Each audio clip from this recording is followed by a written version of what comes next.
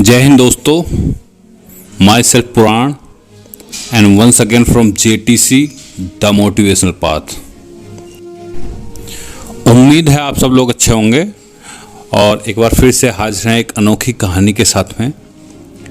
दोस्तों, ज़िंदगी जीने का सबका अपना अपना नज़रिया होता है। कई बार हम सही आदमी को गलत ठहरा देते हैं और कई बार गलत आदमी को सही। तो ये एक नज़रिए का फ़र्क होता है थोड़ा सा। तो ऐसी ही एक कहानी लेकर आए हैं आज और उम्मीद है आप लोगों को पसंद आएगी। तो फिर चलिए शुरू करते हैं। दोस्तों, एक पुराने समय की बात है कि किसी ट्रेन में एक चोर सफ़र कर रहा था और काफ़ी देर तलाश करने के बाद भी उसे कोई ऐसा व्यक्ति नहीं मिला जिसके साथ में वो अपनी हाथ सफाई कर सके। जब ट्रेन एक स्टेशन पर जाकर रुकी तो वहां से कुछ और यात्री उस ट्रेन में चढ़े और वो चोर एक बार फिर से अपनी कोशिश में लग गया। काफी देर इधर उधर देखने के बाद उसे आखिरकार एक व्यक्ति मिल ही गया जो ट्रेन के दरवाजे पर खड़े होकर यात्रा कर रहा था और उस व्यक्ति की उम्र लगभग 25 से 30 साल के बीच की रही होगी, जो कि चोर की उम्र के समान ही थी।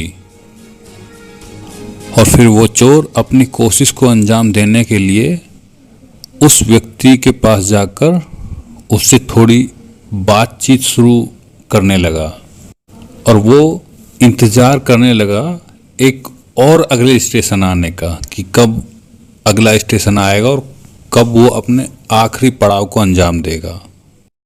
बस फिर क्या था, काफ़ी देर बातचीत करने के बावजूद एक स्टेशन आ गया और उस स्टेशन पर कुछ और यात्री चढ़ने लगे।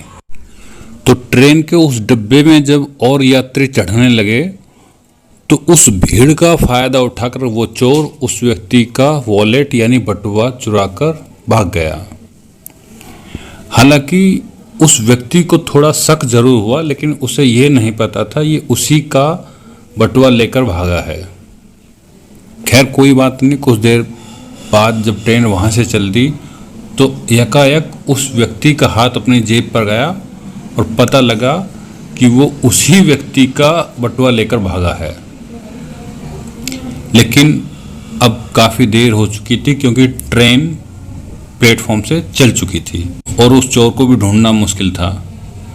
उधर दूसरी तरफ चोर ने एकांत में जाकर जब उस बटुए को खोला तो उसमें से कुछ आईडीज और कुछ रुपए मिले।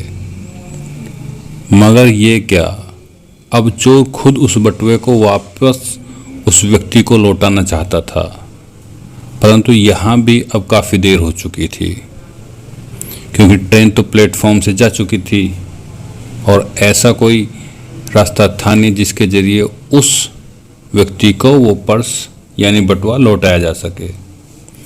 जब कोई उम्मीद नहीं दिखी तो चोर ने उस बटुए के अंदर प्राप्त जानकारी के अनुसार 2 दिन बाद उस व्यक्ति के गांव पहुंचा और प्राप्त जानकारी के अनुसार उस व्यक्ति का नाम राम सिंह और पिता का नाम सतपाल सिंह था।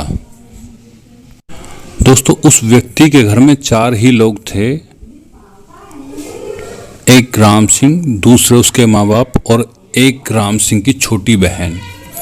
घर पहुंचकर चोर ने सबको कहा कि वो राम सिंह का दोस्त है और 2 दिन पहले राम सिंह उसके घर पर ही रुका हुआ था, मगर जाते समय अपना बटुआ मेरे घर पर ही भूल गया। घर वालों ने चोर की बहुत आवभगत की और अगले दिन उसे काफ़ी अच्छे से विदा किया। उधर राम सिंह कुछ दिनों बाद अपने घर वापस आया तो घर वालों ने उससे उसके दोस्त और बटुए के बारे में बताया।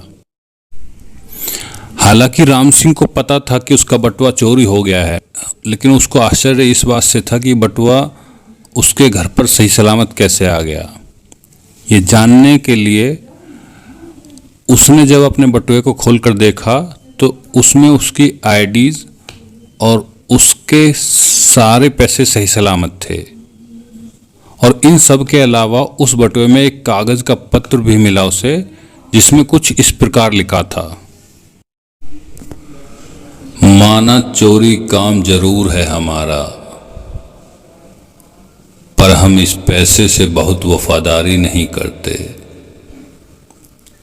कि माना चोरी काम जरूर है हमारा, पर हम इस पैसे से बहुत वफादारी नहीं करते, और मजबूरों के कुछ गम खरीद लेते हैं बस, पर मजबूरी में ये दुकानदारी नहीं करते।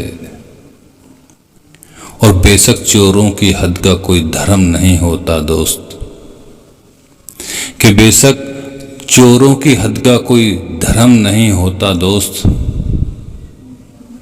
पर हर हद की कसम सरहद वालों से हम कभी गद्दारी नहीं करते। जय Hind, Vande Mataram, I love Indian army. दोस्तों, उस चोर का पत्र पढ़कर जहां राम सिंह को एक तरफ बुरा लग रहा था, वहीं दूसरी तरफ राम सिंह को कुछ तो जरूर था जो अच्छा लगा था। आप कमेंट बॉक्स में इस पर अपनी राय दे सकते हैं। और इसी के साथ साथ दोस्तों, मैं पुराण आपसे विदा लेता हूं। जल्द ही फिर किसी ऐसी ही कहानी के साथ में मिलेंगे। जय हिंद, वंदे मातरम।